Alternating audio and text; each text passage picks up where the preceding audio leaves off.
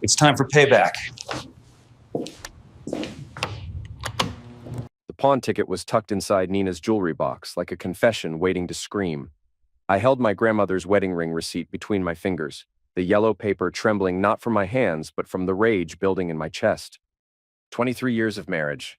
47 years that ring had been in my family, sold for $800 to cover what the ticket called personal debt. My wife was in the shower, humming some tune I didn't recognize. The sound made my skin crawl now. Everything about Nina had become foreign to me over the past 6 months, but I'd been too blind to see the signs. Too trusting to question why she'd started taking weekend trips to Portland, why her phone stayed face down during dinner, why our joint account had been bleeding money like a severed artery. I slipped the ticket back where I found it and closed the jewelry box. The house around me felt different now, like the walls themselves had betrayed me. This wasn't just our home. It was the house my great-grandfather built in 1923, the house where my father learned to walk, where I'd carried Nina across the threshold on our wedding night. Every board, every nail, every carefully restored window represented 4 generations of Ford family history, and she'd mortgaged it without telling me. The water stopped running upstairs. I walked to the kitchen and poured myself coffee with hands that had built furniture, restored antiques, and crafted beauty from broken things. Now those same hands wanted to destroy something for the first time in my life. "Morning, honey," Nina said, appearing in her silk robe with damp hair. She kissed my cheek like she'd done thousands of times before, but now it felt like a lie pressed against my skin. "Morning," I said, not looking up from my cup. She moved around the kitchen with practiced ease, the same routine we'd shared for over 2 decades. But I noticed things now that I'd been blind to before, the way she checked her phone every few minutes, the designer purse that cost more than I made in a week, the nervous energy that had replaced the comfortable silence we used to share. "I'm meeting the girls for lunch today," she said, not meeting my eyes. "Probably won't be back until evening." The girls. That's what she called whatever the hell she was really doing.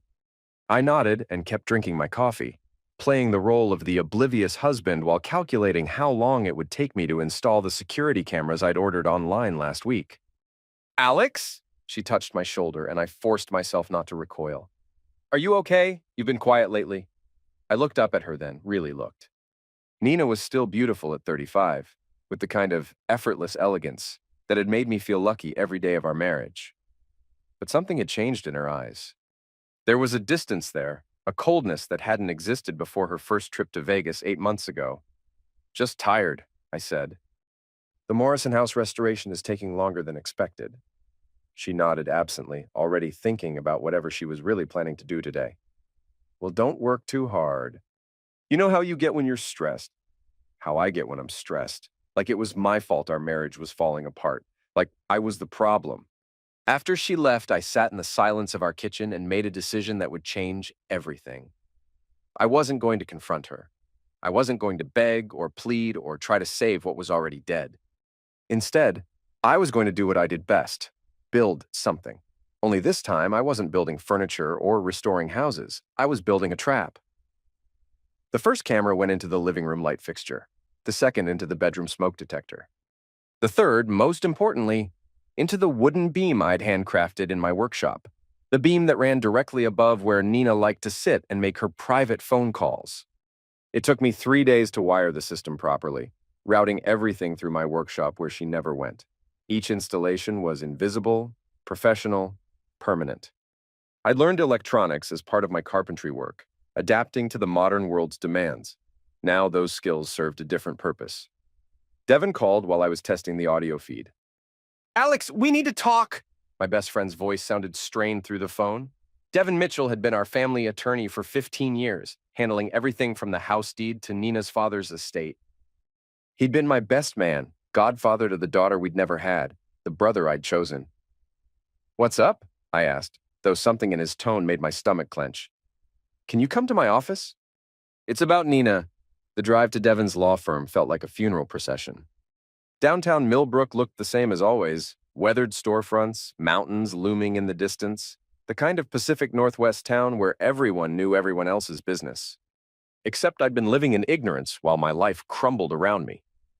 Devin's office occupied the second floor of a restored Victorian, all dark wood and leather-bound books. He stood behind his desk like a man facing execution, his usually perfect hair disheveled, his tie loosened. "Sit down, Alex." I remained standing. "Just tell me." He opened a file folder, then closed it again. "Nina came to see me last week. She wanted to know about accessing her inheritance early, about liquidating assets from her father's trust. Nina's father had died 3 years ago, leaving her a substantial inheritance tied up in various investments and trust funds. The money was supposed to provide security for our retirement, for the family we'd planned to build in this house." "How much?" I asked. "All of it, $230,000? Devin's voice cracked. "Alex, she's already withdrawn most of it. The trust is nearly empty." The room tilted. $200,000 gone. "Where is it?" "I don't know. She wouldn't say, but Alex..." He pulled out another document. "She also asked me about the house, about your ownership rights, about what would happen in a divorce." The word hung between us like a capital punishment. Divorce. She was planning to leave me and take everything. "There's more," Devin continued, his voice barely above a whisper. "She asked me not to tell you about any of this. She said you were becoming unstable, that she was concerned about your mental health." My mental health? While she was stealing our future and planning her escape, she was setting me up to look like the unstable one. The rage in my chest crystallized into something cold and calculating. "Did you tell her anything?" I asked. "No." "God, Alex, I would never..." "Good." I stood up. "Don't tell her we had this conversation." "What are you going to do?" I looked at my oldest friend, the man who'd known me since college, who'd watched me build my life board by board. "I'm going to find out where my money went. And then I'm going to get it back."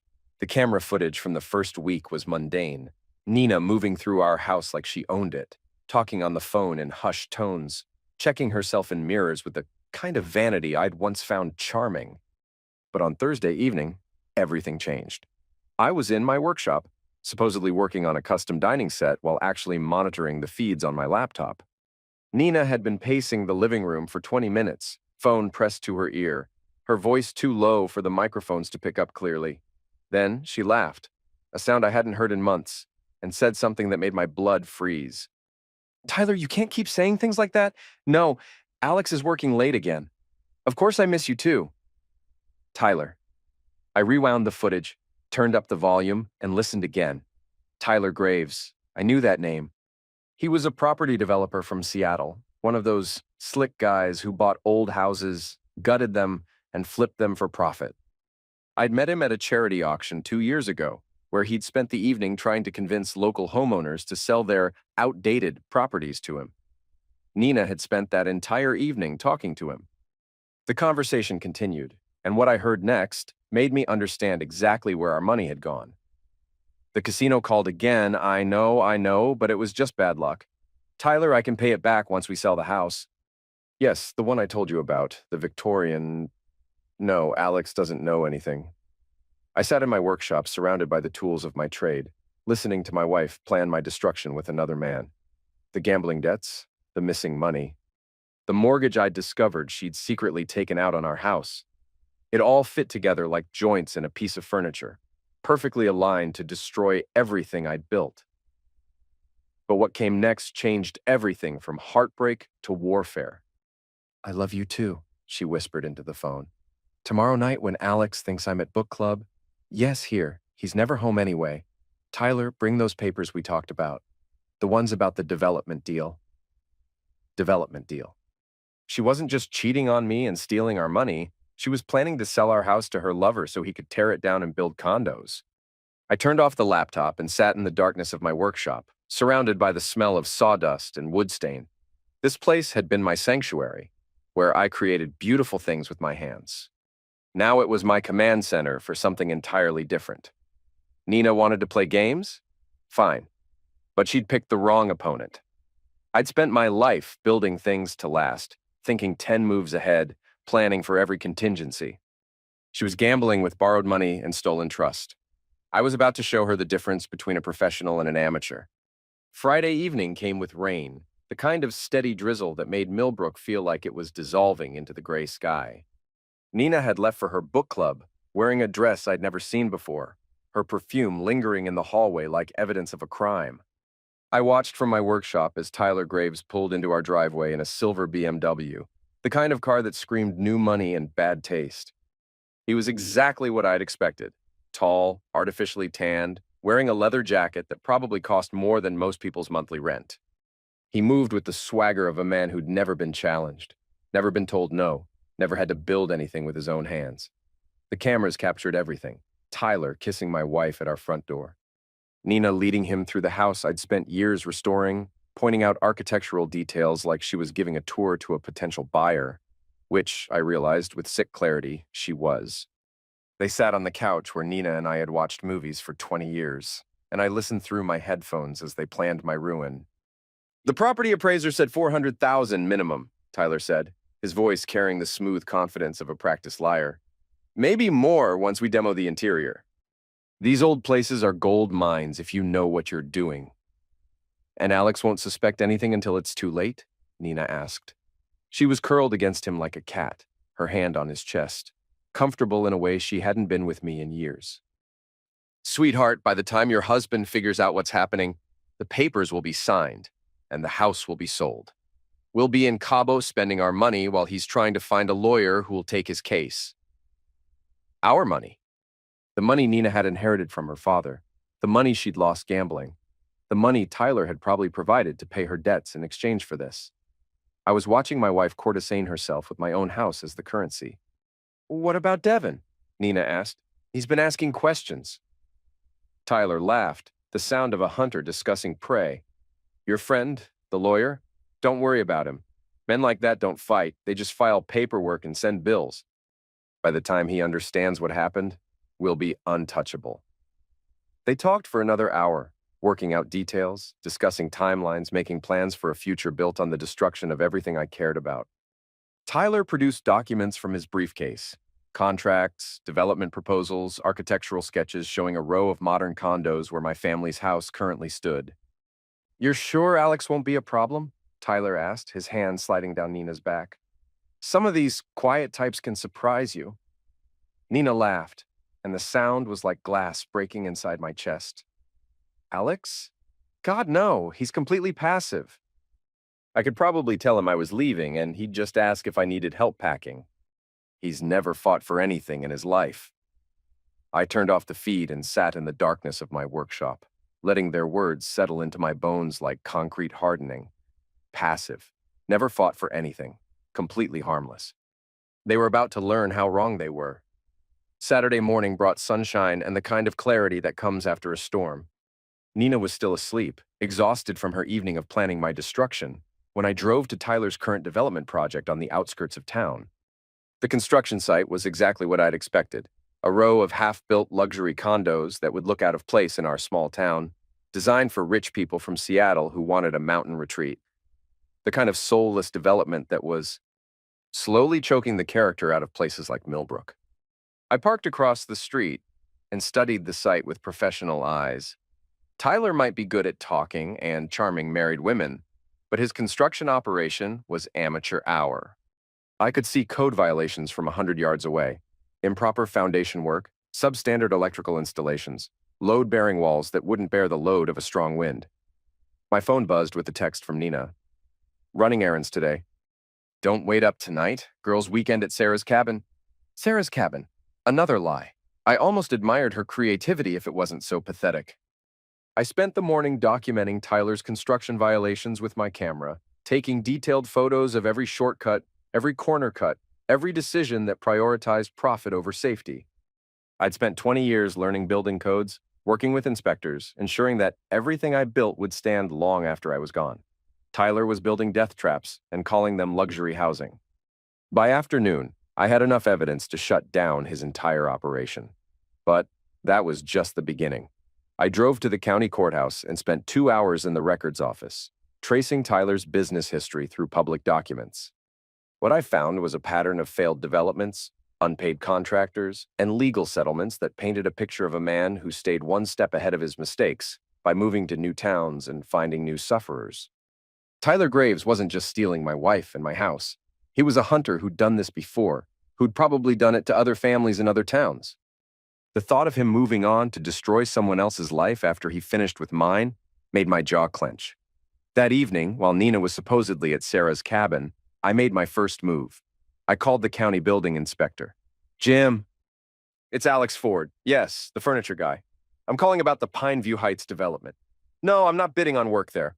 I'm reporting safety violations. Jim Patterson had been the county inspector for 12 years. We'd worked together on dozens of projects, and he trusted my judgment about construction standards. What kind of violations, Alex? The kind that could get people eliminated. Electrical work that doesn't meet code, foundation issues, improper load calculations. This place is going to collapse the first time we get a real storm.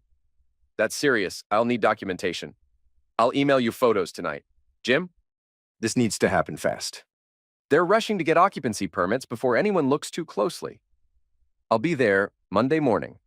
After I hung up, I opened my laptop and began typing the first of many emails I'd be sending over the next few weeks. The subject line read, "Safety violations at Pineview Heights Development. Immediate inspection required." I attached 37 photos and a detailed report written in the professional language of someone who understood construction from the ground up. By Monday afternoon, Tyler's project would be shut down pending a full safety review. His investors would panic, his timeline would be destroyed, and that was just the first domino. Monday brought chaos to Tyler's world, though he didn't know I was the source of it yet. The building inspector's visit turned into a full work stoppage, with bright red notices posted across the development site like warning flags. I watched from my truck as Tyler arrived to find his workers standing idle and his foreman arguing with county officials. The beauty of bureaucratic warfare was its patience. Tyler could charm my wife, could steal my money, could plan to destroy my house, but he couldn't fast-talk his way past building codes and safety regulations. Those existed in a world of facts and measurements, not manipulation and smooth words. Nina called me at lunch, her voice tight with stress. "Alex, have you heard anything about problems at the Pineview development?" "Should I have?" I asked, enjoying the first genuine moment of satisfaction I'd felt in months. Tyler mentioned some kind of inspection issue, probably just bureaucratic nonsense, but it's delaying his project. "These things happen," I said. "Sometimes inspectors actually do their jobs." "Right.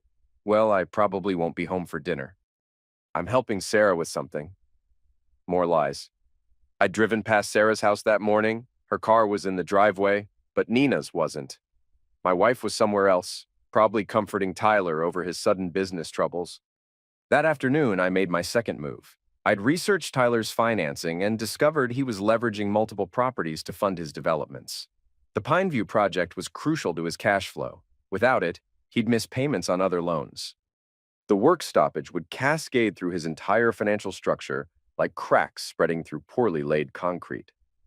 I called his primary lender, Pacific Northwest Commercial Bank, and asked to speak with the business loan department. "I'm calling about Tyler Graves and Graves Development," I told the loan officer. "I'm a local contractor, and I wanted to make sure you were aware of the safety violations that just shut down his current project." "Safety violations?" "Complete work stoppage. County inspector red-tagged the entire site." I'm not saying anything against Mr. Graves personally, but as someone in the construction business, I thought you should know there might be significant delays in his development timeline. Banks hated surprises. They especially hated borrowers who encountered unexpected problems that could affect their ability to repay loans. A simple phone call, expressing concern as a fellow professional, would trigger a review of Tyler's account and possibly accelerate payment schedules. By Wednesday, Tyler's problems had multiplied.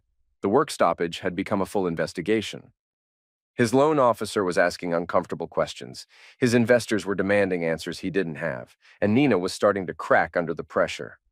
I watched her through the cameras as she paced our living room, phone pressed to her ear, her voice rising in frustration. "What do you mean the bank wants payment early? Tyler, you said this was all arranged." "No, I can't get more money from the trust. Devin is asking too many questions already." She was trapped between Tyler's failing schemes and the reality that her safety net was already gone. The inheritance money she'd lost gambling wasn't coming back. The house she'd planned to sell was still in my name, protected by documents she'd never bothered to read carefully. For the first time since I'd found the pawn ticket, I smiled. Devin called Thursday morning while I was installing crown molding at the Morrison house, trying to maintain the routine that kept me sane while my real life burned down around me. "Alex, we need to talk. It's urgent." I met him at Miller's Diner, the kind of place where conversations couldn't be overheard and the coffee was strong enough to wake the dead. Devin looked like he hadn't slept in days, his usually immaculate appearance rumpled and stressed. "Nina came to see me again," he said without preamble. "She's desperate, Alex. Whatever's going on with her, it's getting worse." "What did she want this time?" Devin hesitated, stirring his coffee like he was buying time. "She wanted me to prepare divorce papers. She's planning to file next week." The words hit me like a physical blow, even though I'd been expecting them. Hearing it confirmed, spoken aloud by my oldest friend, made it real in a way the surveillance footage hadn't. "She also asked about liquidating the house quickly," Devin continued. "She has a buyer ready to make an immediate cash offer. Tyler Graves." Devin's coffee cup stopped halfway to his mouth. "How did you—" "I know about all of it. The gambling, the stolen inheritance money, the affair. I know she's planning to sell our house to pay her debts and run away with her lover." "Alex," Devin set down his cup carefully, "why didn't you tell me? I could have helped. Could have protected your interests legally. Could you?" I leaned forward, studying my oldest friend's face. "Because from where I'm sitting, it looks like you've been helping her instead of me." The color drained from Devin's face. "That's not— I've been trying to navigate a difficult situation. You've been in love with my wife for 20 years. The words hung between us like a loaded tool. Devin's mouth opened and closed, but no sound came out. "I'm not blind, Devin. I've seen the way you look at her, the way you always made time for her problems, the way you jumped to help whenever she needed legal advice. You think I didn't notice?" "Alex, it's not what you think, isn't it?" I kept my voice calm, professional, the same tone I used when explaining construction problems to clients. "She comes to you with problems she won't discuss with her husband. You help her access money, research divorce options, all while pretending to be my friend. What would you call that?" Devin slumped in his seat like a building with its supports removed. We never— Alex, I swear I never acted on my feelings. I just wanted to help her destroy me. No, God, no. I hoped that if I helped her through whatever crisis she was having, maybe she'd realize what she had with you. Maybe she'd come to her senses." The pathetic honesty in his voice almost made me feel sorry for him, almost. "Instead, you made it easier for her to betray me. You enabled her gambling, her lies, her affair. You helped her research how to leave me with nothing." "I didn't know about the gambling or the affair," Devin said desperately. "If I had, you would have done exactly what you did. Because you've been hoping for 20 years that my marriage would fail, so you could swoop in and save her." I stood up, dropping a 20 on the table. "Here's some free advice, counselor. When Nina's new life with Tyler falls apart, and it will, don't be there to catch her. You've already destroyed one friendship chasing a woman who will never love you back. Don't make it worse." I left Devin sitting in the diner, staring into his coffee cup like it held answers to questions he was afraid to ask. Another piece of my old life crumbled away, but I felt lighter somehow. The truth, even when it hurt, was easier to carry than illusions. Friday evening, Nina announced she was going to another book club meeting. I almost laughed at the transparent lie, but I just nodded and wished her a good time. She kissed my cheek, the same mechanical gesture she'd been making for months, and drove away in her car toward whatever illusion of happiness she thought she was building. I waited 30 minutes, then drove to Tyler's apartment complex across town. His BMW was in the parking lot, confirming what I already knew. I parked where I could watch his building and settled in to wait. They emerged 2 hours later, Tyler's arm around Nina's waist like he owned her. They got into his car and drove toward downtown, probably heading to dinner at some restaurant where they thought they wouldn't be seen. In a town the size of Millbrook, anonymity was an illusion, but cheaters always believed they were smarter than everyone else. I didn't follow them. Instead, I drove to Tyler's construction site. The security was minimal, a chain-link fence and a single night watchman who spent most of his time in a trailer watching TV. I parked 2 blocks away and walked through the darkness, carrying a duffel bag filled with tools I'd modified for purposes their manufacturers never intended. Getting inside was easy. The fence had gaps, the security cameras were poorly positioned, and the watchman was more interested in his shows than doing his job. I made my way to the partially constructed buildings, moving like a ghost through the shadows of Tyler's ambitions. What I did next would be invisible until it was too late. I'd spent weeks studying the construction plans, identifying the critical stress points where small changes would have catastrophic effects. A few bolts loosened here, some support cables adjusted there, electrical connections altered in ways that would cause failures during the final inspections. I wasn't trying to hurt anyone. The sabotage would be discovered long before any residents moved in. But it would destroy Tyler's timeline, bankrupt his investors, and ruin his reputation in the construction industry. Word traveled fast in small communities, and contractors who built dangerous structures found themselves unemployable very quickly. It took me 3 hours to complete my work, invisible modifications that would cascade through Tyler's entire operation like a virus. By the time I finished, sweat was pouring down my face despite the cool night air, but I felt more satisfied than I had in months. I was almost back to my truck when I saw them. Nina and Tyler parked in his BMW at the edge of the construction site, too absorbed in each other to notice me in the shadows. They were arguing about something, their voices carrying across the empty lot. "Can't keep delaying," Nina was saying. "The divorce papers need to be filed next week, or Alex might get suspicious." "Baby, relax," Tyler replied, his hands on her shoulders. "Everything's going according to plan. The building issues are just temporary setbacks." "Temporary?" "Tyler, your entire project is shut down. The bank is asking questions. Devin thinks Alex might be onto us." "Alex doesn't have the balls to fight us," Tyler said with the casual cruelty of a man who'd never been challenged. "He's a carpenter, not a businessman. He builds birdhouses and fixes squeaky doors. He's not going to cause us any real problems." I stood in the darkness, listening to them dismiss me like I was some harmless pet, and felt the last vestiges of mercy drain from my heart. They thought I was weak because I was quiet. They mistook patience for passivity, craftsmanship for simple-mindedness. They were about to learn the difference between a man who builds things to last and people who just take what they want. Monday brought Tyler's second catastrophe. The structural modifications I'd made were discovered during a routine inspection, triggering a complete engineering review of the entire project. The inspector found systematic instabilities that suggested either gross incompetence or deliberate sabotage. I watched from my truck as Tyler screamed at his foreman, his smooth composure finally cracking under the weight of cascading failures. His investors were pulling out, his loans were in default, his reputation was circling the drain like water in a broken sink. But the real masterpiece came that afternoon. I'd spent the weekend creating a detailed dossier on Tyler's business practices, complete with financial records, construction violations, and evidence of fraudulent dealings with previous clients. The documents painted a picture of a man who left a trail of bankruptcy and broken promises wherever he went. I mailed copies to the county prosecutor, the state contractor licensing board, and 3 different newspapers.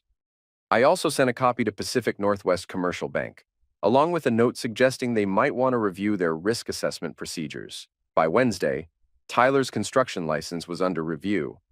By Friday, there was a warrant out for his arrest on charges of fraud and reckless endangerment. Nina tried to hide her panic, but I could see it in every gesture, every nervous glance at her phone, every late-night errand that took her away from the house.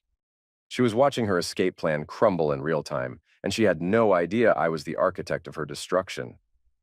"You seem stressed," I told her over dinner Friday night, the first meal we'd shared at home in weeks. "It's nothing," she said, pushing food around on her plate. "Just work stuff. Anything I can help with?" She looked up at me then, and for a moment I saw something that might have been guilt flickering in her eyes. "No, it's complicated. Most problems are simpler than they seem," I said. "Sometimes the solution is just being honest about what's really wrong." Nina stared at me for a long moment, and I wondered if she might actually confess. If she might save herself by telling the truth and begging forgiveness. It would have been the smart play, the only play that might have saved her from what I had planned.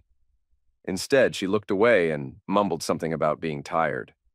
That night, I activated the final phase of my plan.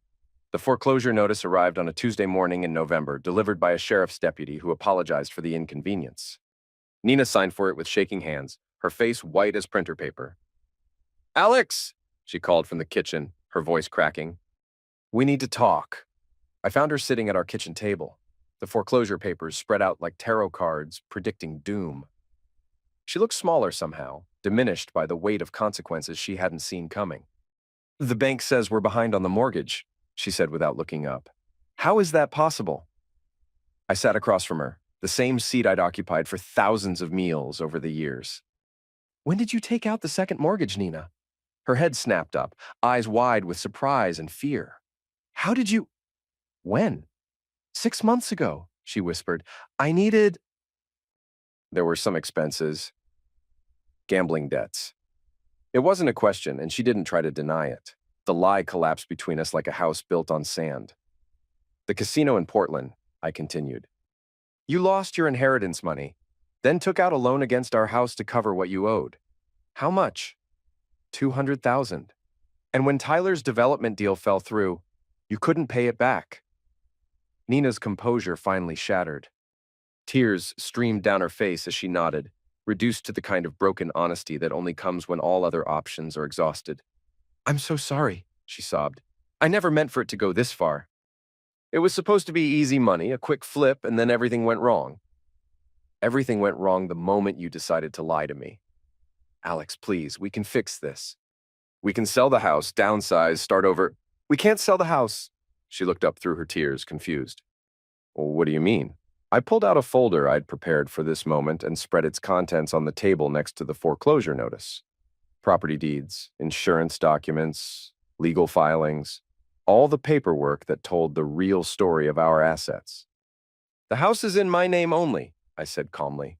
It always has been. It's part of my family trust, established by my great-grandfather and updated by my father. You never had any legal claim to it. Nina stared at the documents like they were written in a foreign language. But we're married. Community property. Oregon law recognizes separate property established before marriage and maintained separately throughout. This house and everything in it belongs to the Ford family trust. You can't mortgage it, sell it, or claim it in a divorce? The realization hit her like a physical blow. All her plans, all her schemes, all her betrayals, they'd been built on a foundation that never existed. The second mortgage you took out, I continued, it's secured against your personal guarantee, not the property itself. The bank can't foreclose on a house you don't own. Then what? They can sue you personally for the full amount. They can garnish your wages, seize your assets, destroy your credit for the next decade. But they can't take my house. Nina's world was collapsing in real time, and I watched with the detached interest of an engineer studying structural failure. She'd gambled everything on a lie and lost. Alex, please, she begged. I know I made mistakes, but we can work through this. We can go to counseling. I can get help for the gambling. Can you bring Tyler back from Mexico? The question stopped her cold. Tyler had fled the country 3 days ago, one step ahead of the fraud charges that would have landed him in prison. He'd cleaned out his remaining accounts and disappeared, leaving Nina to face the consequences of their partnership alone. He said he loved me. He said a lot of things. None of them were true. I stood up and walked to the window that looked out over the garden I'd planted, the yard where I'd hoped to watch grandchildren play someday. Everything looked the same, but the context had changed completely. I want you out of my house by Friday, I said without turning around. Where am I supposed to go? That's not my problem anymore. Alex, you can't do this. I'm your wife. I turned back to face her, and she must have seen something in my expression that made her shrink back in her chair. You stopped being my wife the moment you chose Tyler over me. You stopped being my wife when you stole our money to fund your gambling obsession. You stopped being my wife when you plotted to sell my family's house to pay for your mistakes. The divorce papers are already filed. Devin prepared them last week after I showed him the surveillance footage of you and Tyler planning my destruction in my own living room. Nina's face went completely white. You were recording us? I was protecting myself. The footage shows you discussing the sale of property you don't own, conspiracy to commit fraud, and infidelity. Your lawyer will advise you to sign whatever I put in front of you, because fighting me in court will only make things worse for you. She sat there crying, destroyed by the weight of her own choices, and I felt nothing but cold satisfaction. This was what happened when people mistook kindness for weakness, when they confused patience with stupidity. Devin knew? She asked through her tears. Devin's been in love with you for 20 years. When I showed him what you really were, it broke something inside him. He's the one who suggested I record everything, who helped me understand the legal implications of what you were doing. The betrayal hit her like another physical blow. Her oldest friend, the man she'd thought she could manipulate, had turned against her in the end. "I loved you," she whispered. "No," I said. "You loved what I could give you. The house, the security, the respectability. When you needed more than that, you went looking elsewhere instead of talking to me." I walked back to the table and gathered up the legal documents, leaving only the foreclosure notice in front of her. "You have until Friday to pack your things. Take only what belongs to you personally. Clothes, jewelry that wasn't pawned, personal items. Everything else stays. Alex, this conversation is over, Nina. Your marriage is over. Your life as you knew it is over. What happens next depends on how gracefully you can accept that." Nina left on Thursday, one day earlier than I'd demanded. I watched from my workshop window as she loaded her car with suitcases and boxes, moving like a ghost through the house that had never really been hers. She didn't try to take anything that wasn't clearly personal property. The legal documentation I'd shown her had made the consequences of theft very clear. Devin called that afternoon. "She's gone?" he asked. "Yes. How do you feel?" I considered the question while looking around my workshop, surrounded by the tools and projects that had always been my real companions. Empty, but not in a bad way.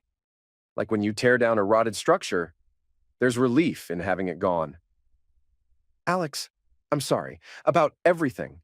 About not seeing what she was doing. About my feelings for her. About—" "Devin." I cut him off gently. "We've been friends for 20 years. That means something, even if it's complicated now. But I need time. I understand. Maybe in a few months we can have coffee. Talk about something other than Nina and legal problems. I'd like that." After I hung up, I walked through the house that was finally mine again. Every room held memories, some good and some poisoned by recent events. But the structure itself was sound. The foundation was solid. The bones were strong. I could build something new here. Winter came to Millbrook with unusual ferocity, bringing snow that lasted through February and winds that tested every joint and seam in older buildings. I spent the season working on restoration projects, losing myself in the familiar rhythms of repair and renewal. News of Nina's fate reached me through the small-town gossip network that connected everyone whether they wanted it or not.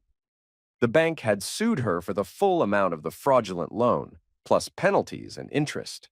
Her wages from the part-time job she'd found at a local retail store were being garnished. She was living in a studio apartment across town, driving a 10-year-old Honda, shopping with coupons. Tyler never returned from Mexico. The fraud charges were still pending, but extradition was unlikely. He'd found a new life in Puerto Vallarta, probably charming new sufferers with stories about his property development expertise.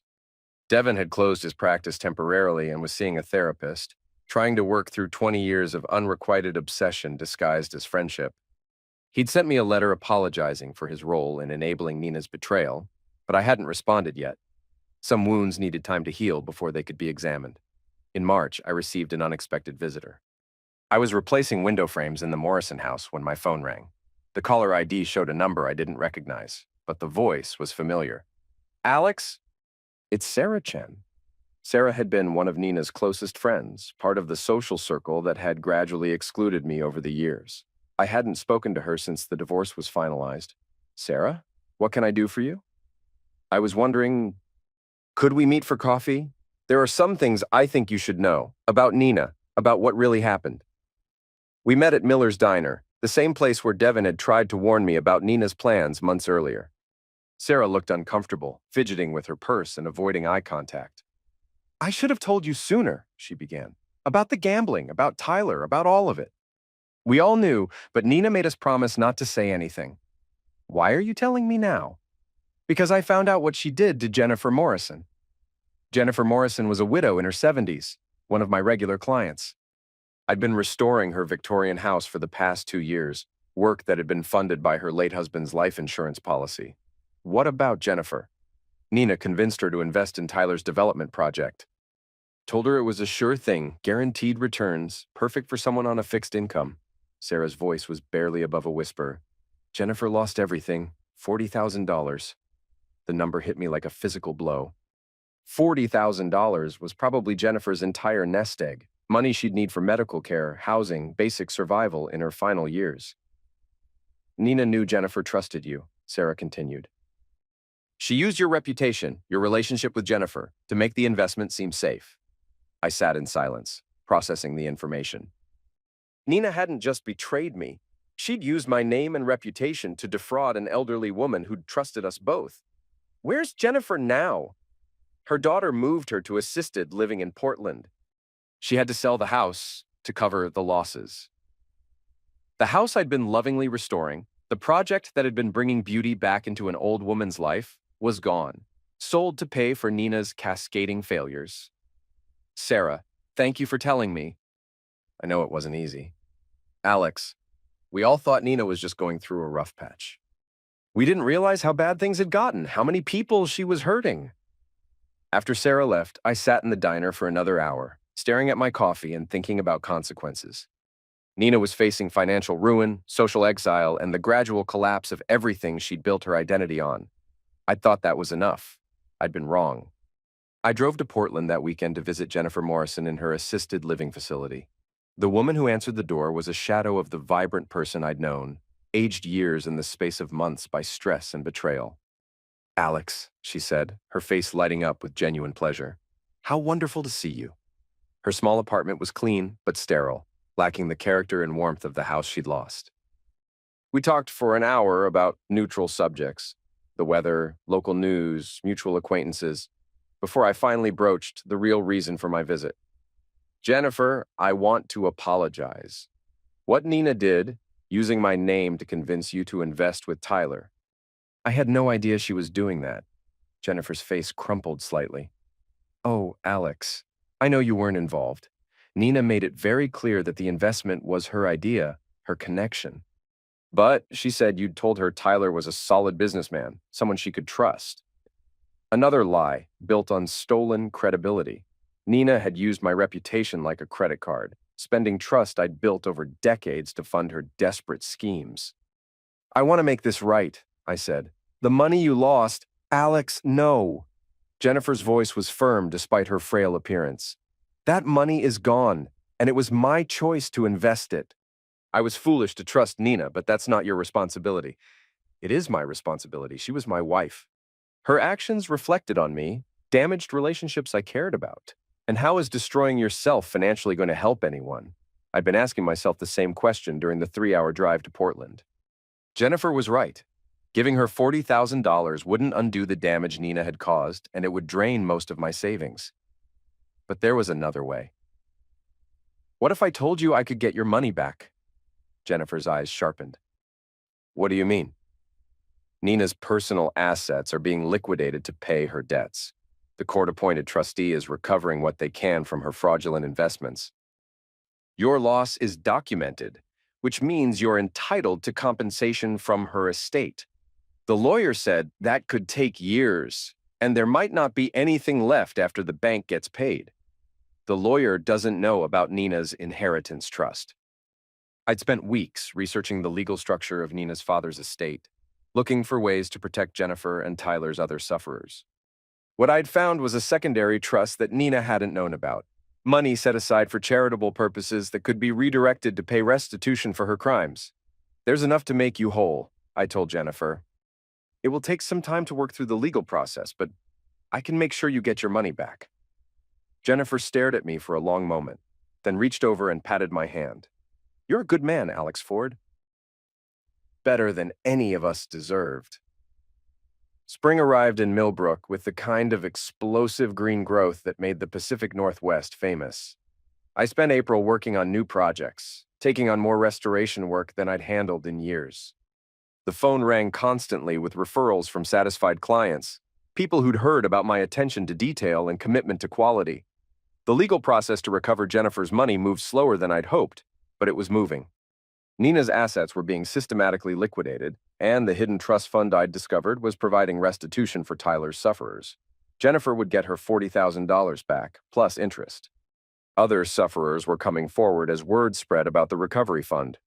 Tyler and Nina had left a trail of financial destruction across 3 states, Small investors who'd trusted the wrong people with their life savings.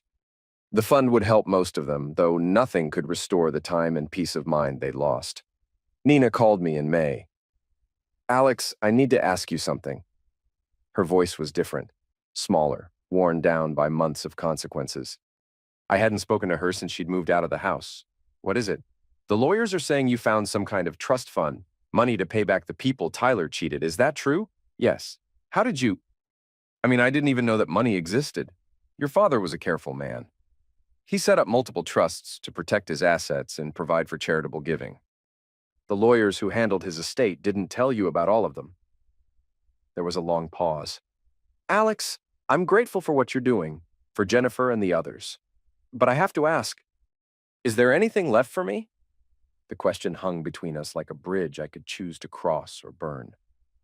"Your legal debts total about $300,000, I said. "The trust fund contains approximately $400,000. After restitution to Tyler's sufferers and legal fees, there might be 20 or 30,000 left. That's not enough to start over. It's more than most people get after destroying their lives with gambling and fraud." Another pause. "You could have kept the trust fund money for yourself. Why didn't you?" I considered the question while looking out my workshop window at the garden I'd replanted after Nina left. New growth required clearing away what was dead or diseased first. "Because keeping it would have made me like you," I said finally. "And I've worked too hard to build something better than that."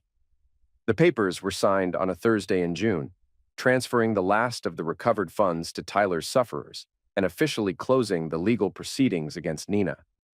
She was bankrupt but free, her debts paid, and her criminal exposure minimal thanks to cooperation with investigators. I was leaving the courthouse when I saw her sitting on a bench outside, staring at the building like it held answers to questions she was afraid to ask. She looked older than her 36 years, worn down by stress and consequences. The designer clothes were gone, replaced by discount store purchases and thrift shop finds. But there was something different in her posture, a kind of exhausted honesty that hadn't been there before. "Alex," she said when she saw me approaching. "Can we talk?" We walked to the small park across from the courthouse, finding an empty bench under an oak tree that provided shade from the afternoon sun. For several minutes, neither of us spoke. "I keep trying to understand how it got so bad," Nina said finally. "How I went from being your wife to this. Do you really want to know?" She nodded, though I could see the fear in her eyes. "It started when you decided your problems were more important than our marriage. When you chose to lie instead of asking for help. When you decided I wasn't worth trusting with the truth. I was scared," she said. "The gambling started as just entertainment, something fun to do with the girls in Vegas. But then it became, I don't know how to explain it, like I needed it. You needed the excitement, the risk, the feeling of being someone different than who you were." "Yes. And when I started losing, I told myself I could win it back. Just one more bet, one more hand, one more spin. Before I knew it, I'd lost everything and I was in debt to people who don't accept excuses." "So you stole from our marriage to pay for your obsession." "I borrowed from our future to fix a temporary problem." She laughed bitterly. "God, listen to me. I'm still making excuses." "What about Tyler?" Nina was quiet for a long time, watching children play on the swings across the park. "Tyler made me feel exciting again, desirable, like I was worth taking risks for. When you looked at me, I saw disappointment and worry. When Tyler looked at me, I saw adventure and possibility. You saw what you wanted to see.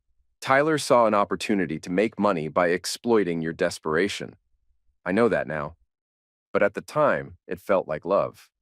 Love doesn't ask you to betray the people who actually care about you." We sat in silence again, watching the normal world go about its business around us. Families playing, couples walking, people living uncomplicated lives that didn't require lawyers and liquidation proceedings. "What happens now?" Nina asked. "Now you figure out how to build a life worth living. You get help for the gambling obsession. You find work that doesn't depend on other people's trust. You learn to live with the consequences of your choices. And us?" I looked at her then, really looked, and tried to find some remnant of the woman I'd fallen in love with 23 years earlier. She was still there, buried under layers of poor decisions and broken promises. but she was changed beyond recognition. "There is no us, Nina. There hasn't been for a long time." She nodded, tears running down her face. "I loved you, you know. In my own screwed-up way, I really did love you." "I know, but love isn't enough when it's not backed up by honesty and commitment and basic respect for the other person. Could you ever forgive me?" The question I'd been asking myself for months. Could I forgive the woman who'd stolen from me, lied to me, planned to destroy everything I'd built? Could I let go of the anger that had sustained me through the long process of defending myself? "I already have," I said, surprising myself with the truth of it. "Not because you deserve it, but because carrying that anger was poisoning everything I was trying to rebuild." Nina stared at me like I'd spoken in a foreign language. "But you destroyed my life. Everything I had, everything I was. It's all gone." "You destroyed your own life. I just refused to let you destroy mine too." She sat there crying while I stood up and prepared to walk away from her forever. "Alex," she called after me, "what if I'd been honest from the beginning? What if I'd told you about the gambling, asked for help instead of lying?" I stopped and turned back to face her one last time. Then we'd be having this conversation in our kitchen instead of on a park bench. We'd be talking about treatment options and financial planning instead of bankruptcy and divorce. We'd still be married. "But we're not." "No," I said. "We're not." I walked away then, leaving Nina on the bench with her tears and her regrets and the wreckage of the life she'd chosen to build on lies. I didn't look back. 6 months later, I was finishing work on a custom dining set when Devin knocked on my workshop door. It was the first time I'd seen him since the divorce was finalized, and he looked different, healthier somehow, more grounded. "Coffee?" he asked, holding up a thermos and 2 cups. We sat on my back porch, drinking coffee and watching the sunset paint the mountains in shades of gold and purple. The silence between us was comfortable in a way it hadn't been for years. "I heard Jennifer got her money back," Devin said finally. "Last week. She's thinking about buying a small house, something she can manage on her own." "That's good. What you did for her, for all of Tyler's sufferers?" "It was the right thing. It was the only thing." Devin nodded, understanding more than he was saying. "Have you heard from Nina?" "No, and I don't expect to. She's working at a diner in Salem, living in a trailer park from what I heard. Seems to be staying clean, no more gambling. Good for her." We sat in silence again, two old friends trying to find their way back to something that had been damaged but maybe not destroyed. "I've been thinking about what you said," Devin told me. "About being in love with someone who would never love me back. You were right. Love makes people do stupid things sometimes. 20 years of stupid things." He laughed, but there was pain in it. I convinced myself I was being noble, being patient, waiting for her to realize what we could have together. Really, I was just being pathetic. We see what we want to see, especially when it comes to the people we care about. What about you? "Any thoughts about dating again?" I considered the question while watching a hawk circle overhead, hunting in the growing darkness. "Maybe someday. When I meet someone who understands the difference between building something together and just taking what they want. You'll find her. Maybe. Or maybe I'll just focus on building things that last. Houses, furniture, friendships worth keeping." Devin smiled at that, the first genuine smile I'd seen from him in years. "I'd like to be one of those friendships if you'll have me." "We've got 20 years of history, Devin. That counts for something, even if it's complicated." "Thank you." As the sun disappeared behind the mountains, I thought about the house behind us, the workshop full of tools and half-finished projects, the life I'd rebuilt from the wreckage of betrayal. It wasn't the life I'd planned 23 years ago when I'd carried Nina across the threshold, but it was mine, built on solid foundations, honest work, and relationships based on truth instead of convenience. Nina had been right about one thing. I wasn't the same man she'd married. The passive carpenter who'd trusted without question was gone, replaced by someone who understood the difference between kindness and weakness, between patience and stupidity. I'd learned to build traps as well as furniture, to tear down what was rotten instead of trying to repair what couldn't be saved. The skills that had made me good at restoration had also made me effective at destruction when destruction was necessary. But mostly, I'd learned that some things were worth fighting for, and some people would never stop taking until you made them stop. The house stood solid behind us in the darkness, weathered but strong, built to last for generations. Like everything worth having, it had required careful planning, quality materials, and the patience to do things right the first time. I was finally ready to start building again. The end.